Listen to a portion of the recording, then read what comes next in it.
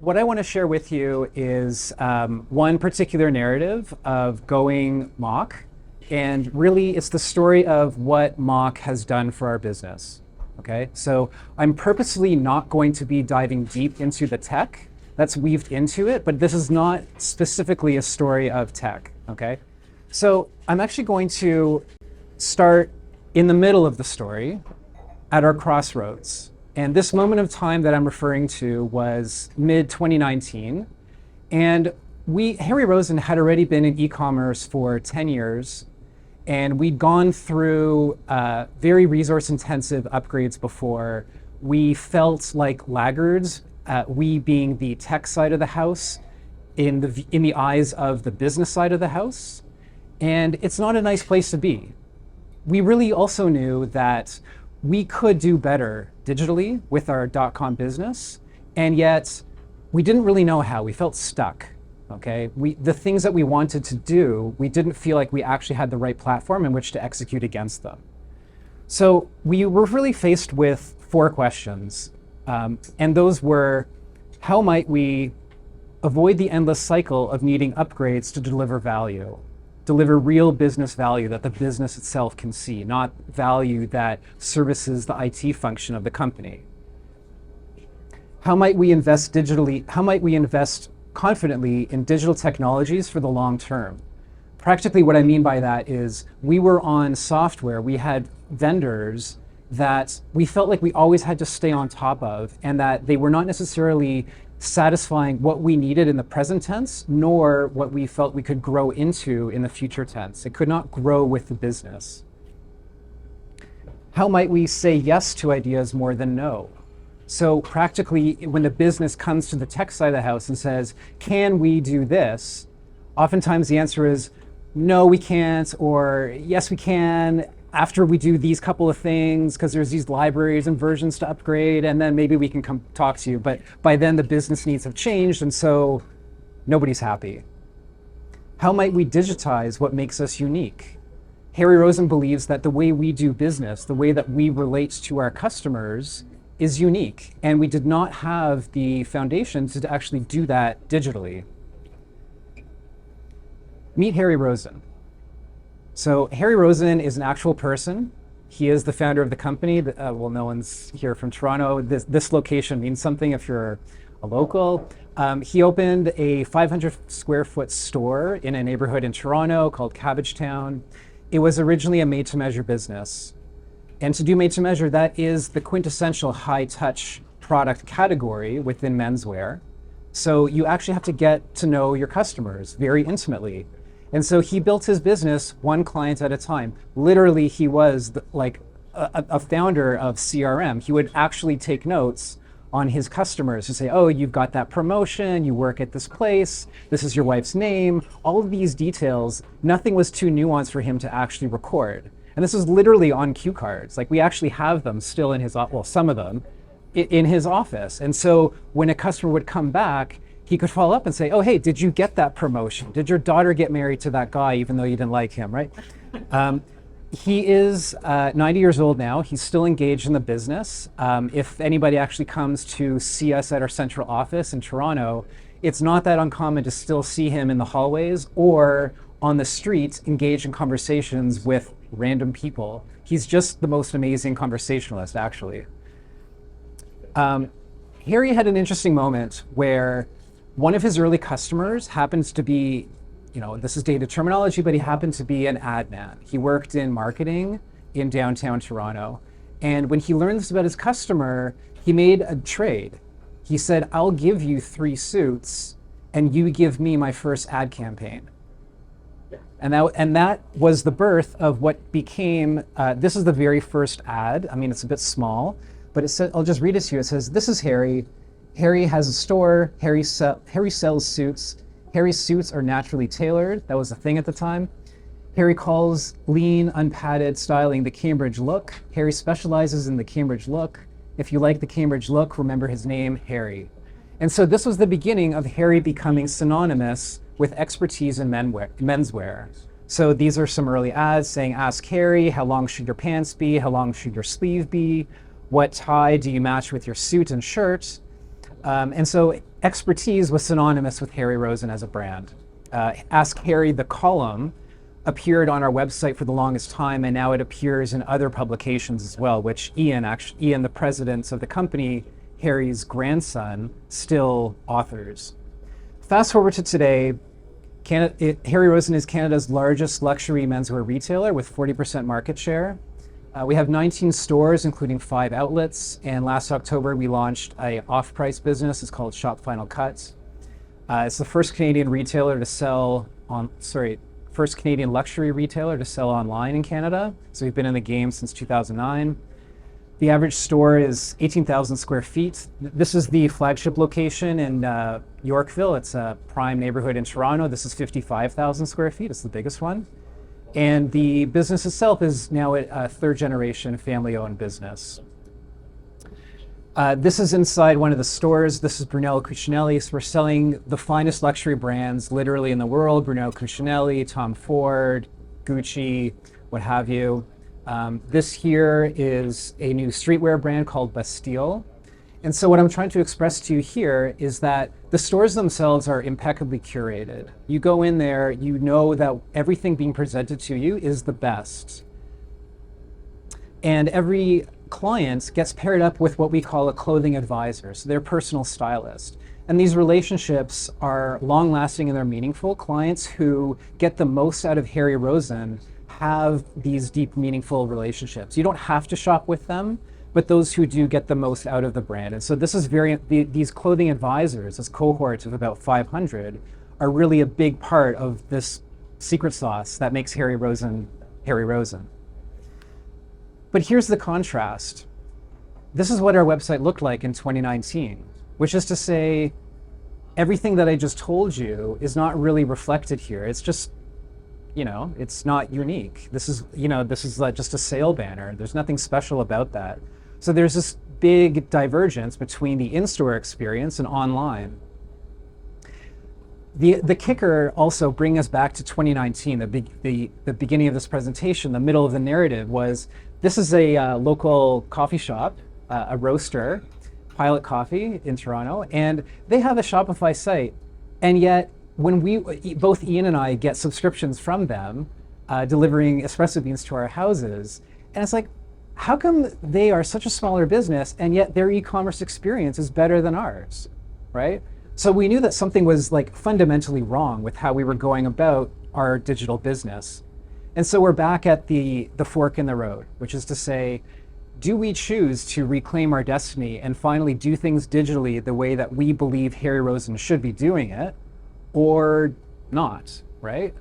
And so we picked all of these new MACH vendors in 2019. commercetools, I think, was the last one we signed. It was literally New Year's Eve, 2019.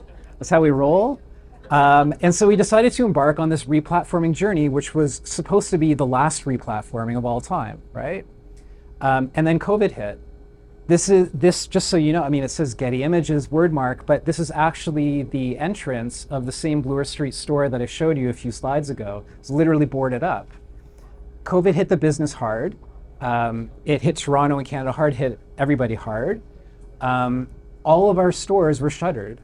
So literally overnight, Harry Rosen became a pure play online retailer, which is challenging. And so really what that meant is what was supposed to be a 9-month digital transformation to get onto this new breed of MACH vendors, we basically were given marching orders to make it as fast as humanly possible. So paired with MyPlanet, our systems integrator, who's been with us since the beginning, I'll get to all of our vendors, but shout out to MyPlanet. We had to focus in very real ways about what does MVP mean, okay? Because literally the business is shuttered. Our old website was the only life raft for the business, the entire enterprise, and yet it was falling apart. Literally, we were seeing Black Friday traffic every single day, and the site was just crumbling. Like the load time of pages, you couldn't check out, it was awful. Like to live through that, it was a bit challenging. So with that kind of context, under the air cover of COVID, under the air cover of being permissioned to deliver as fast as possible, it gave us the opportunity to do something in retrospect is pretty cool, but in the time it was hard.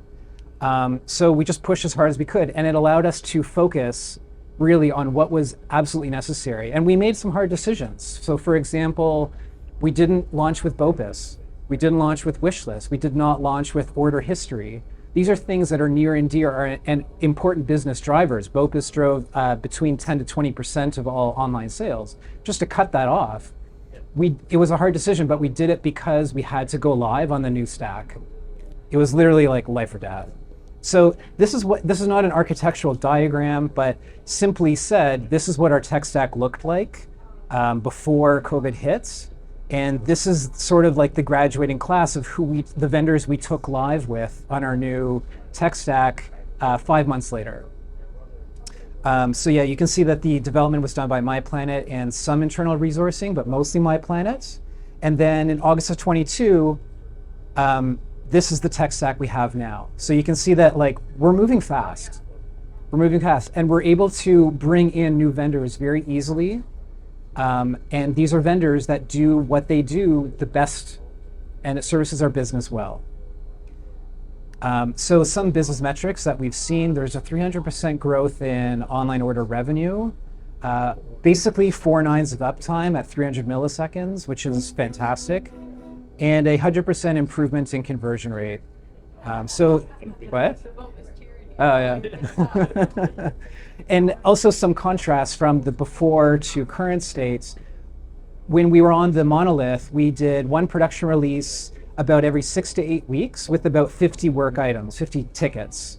And the deployments themselves would take hours. They were really hard. They were very complicated. Things often went wrong. Contrast that to post-launch, where we would do 1 production release on average every 3 days. And each deployment would have about 5 to 10 work items in it. And the deployments themselves, whether they're back end or front end, they take seconds. So nobody's worried. In terms of from to states, beforehand, we have a way of measuring work items. This is following the flow framework. We were only delivering of all items delivered, only about 15% of them were what we would call features, which is to say something that either clients or the business directly gets value from, okay? That's not very good. Post-launch, we're tracking closer to 50%. And because of that 50%, the business sees value and they're able to comfortably reinvest continually in digital because they know what they're getting for it. They can see it, right? It makes sense. Another from to, in terms of the business itself, largely was driven by sale. Now we're driven largely by regular price. The units themselves are mainly lower price points. Now we've seen a 50% average increase in unit price.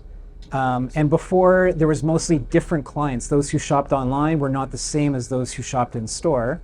Now we see much more crossover, what we call omni clients. That's kind of like the segment that we try to focus on and nurture. We see a significant growth in that because our .com is the way it is right now. So just to walk you through 3 use cases about customer journeys that we can now do with our MACH architecture. So the first one I'll share with you is replicating the in-store advisor experience.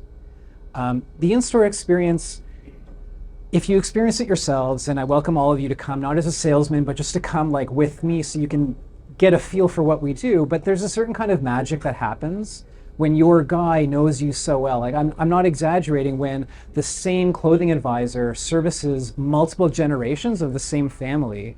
And it's because it's like the father tells his son, oh, hey, now you're a working professional. Let me introduce you to my guy. He will give you the confidence and the wardrobe and the styling that will make you want to project your best self into the world. Like this is a very real thing.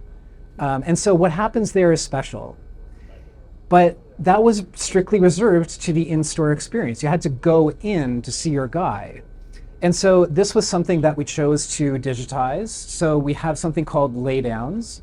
But laydowns are not digitized. So this is spoofed, but you have here a laydown where presumably Ian Rosen is your clothing advisor, and he's put together his own image, his own creative shot, some personalized text, and a curated look.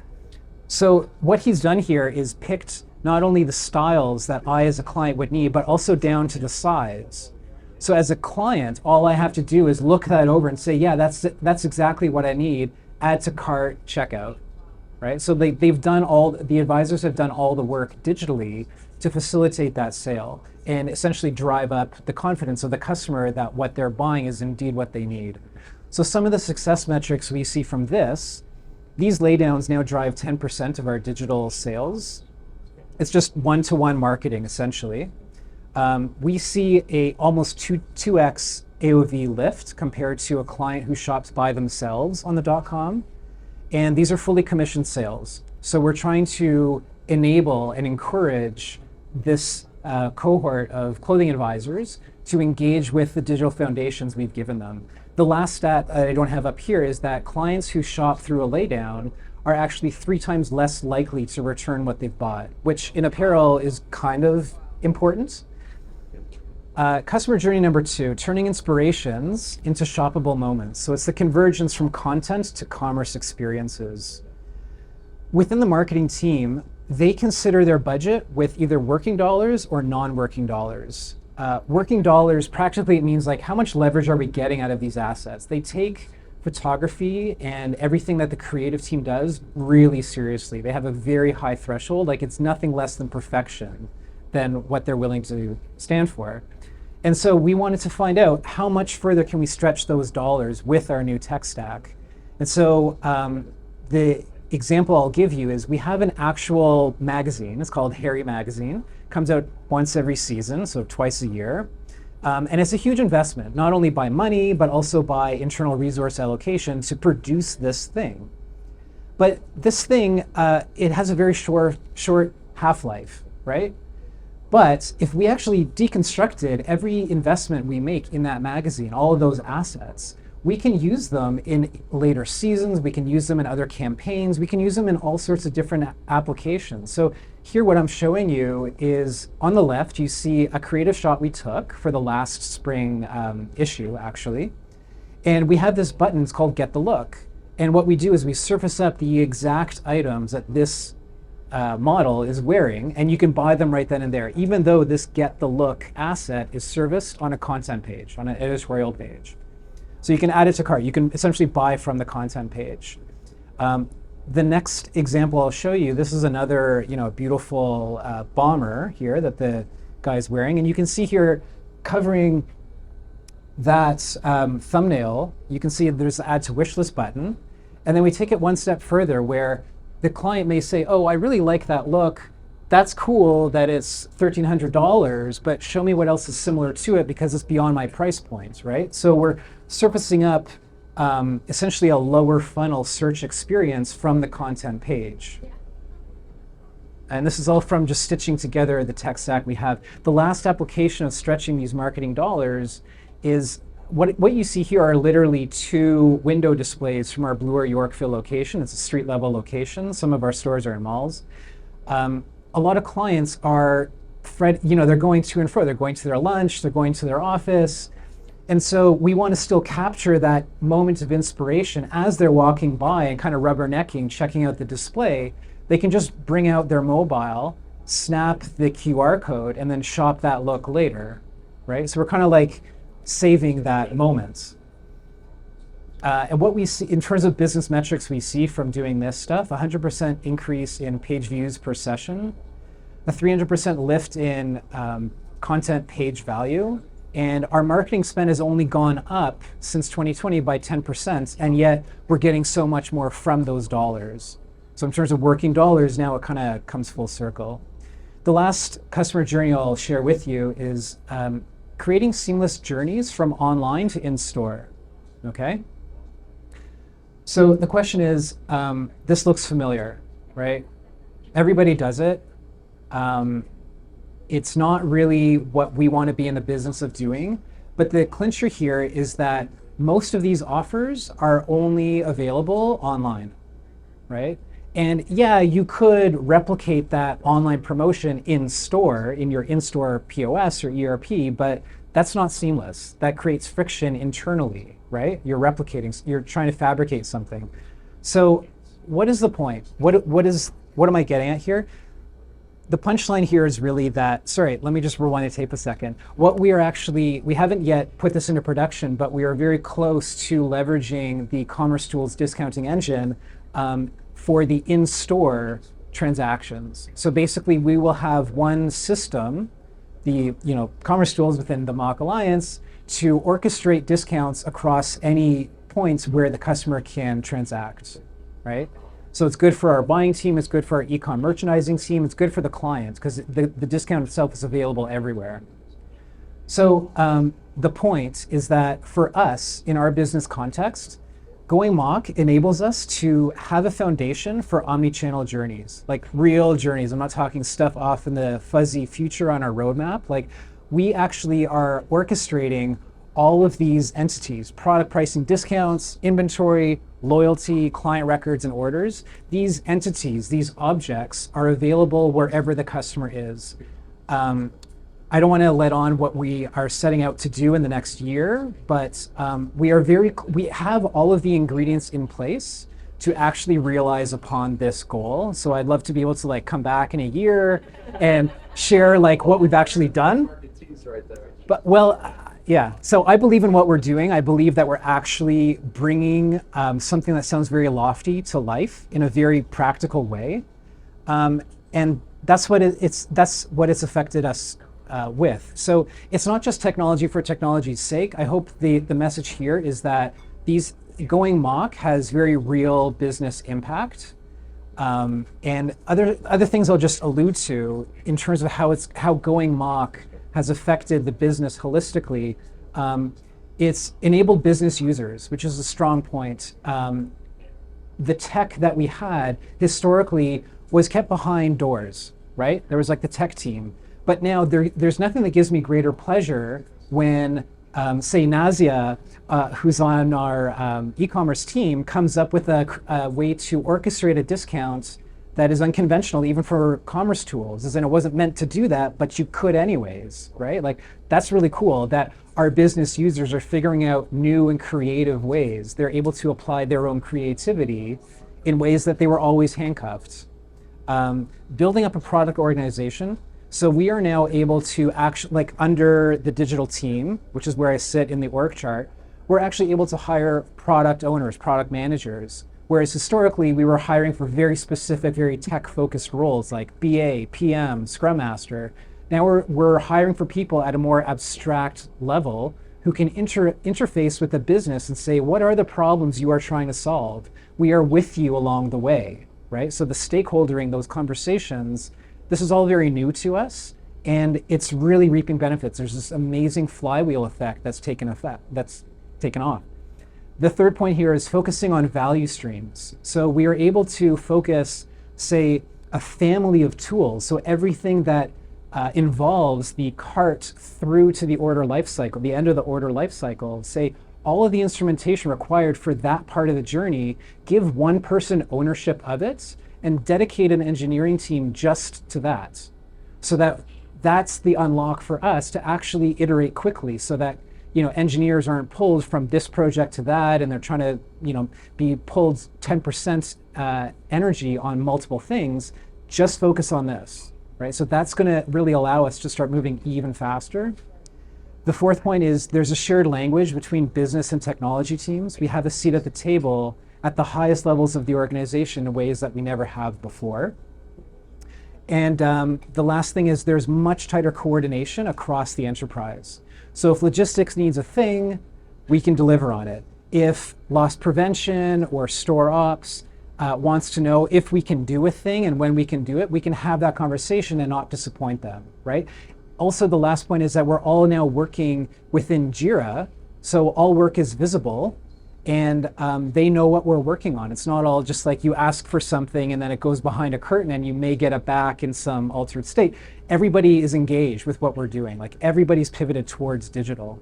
I can honestly say that all of the vendors in the room here are part of our ecosystem, and they are all strategic partners, they're not just vendors. So really, I can honestly say that I and Harry Rosen have received tremendous value from the MACH community, whether it's the Alliance or the vendors. And so honestly, like, if there's anyone here or, second degree that I can start paying forward and giving that value back, then I really am more than happy to. So thank you very much.